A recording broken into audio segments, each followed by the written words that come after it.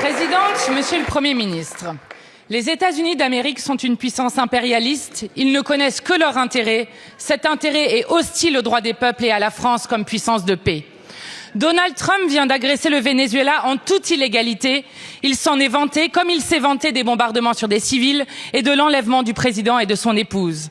Avec Poutine et Netanyahou, Trump détruit le droit international. Trump admet qu'il agit pour le pétrole vénézuélien. Pourtant, il y a toujours des agents du service après-vente du Pentagone pour faire la propagande à sa place. Certains voudraient faire croire que les États-Unis agissent pour la liberté et la démocratie. Trump, qui opprime les femmes, les LGBT, les musulmans et les réfugiés, est repeint en héros des droits humains par des atlantistes fanatisés. Personne n'est dupe.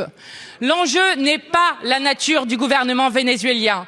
Les changements qui doivent intervenir appartiennent au peuple et à lui seul.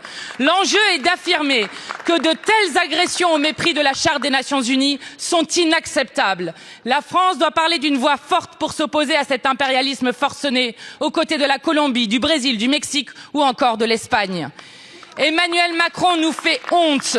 Ni condamnation, ni mention de l'agresseur. Jusqu'où le président abaissera-t-il la France? Pourquoi s'est-il couché devant Donald Trump en refusant de défendre le droit international? Pourquoi défendre l'OTAN au service d'un État qui nous menace et nous rançonne?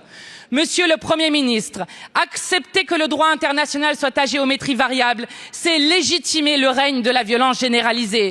C'est cautionner l'invasion de l'Ukraine et le génocide du peuple palestinien. C'est s'incliner devant l'annexion annoncée par Trump du Groenland et devant ses menaces sur Cuba ou la Colombie. La France ne sera jamais la vassale des États-Unis et de son dirigeant d'extrême droite. Monsieur le Premier ministre, plutôt que la servilité devant un empire, quand allez-vous retrouver la voie d'une France non alignée pour la paix et pour le droit international ?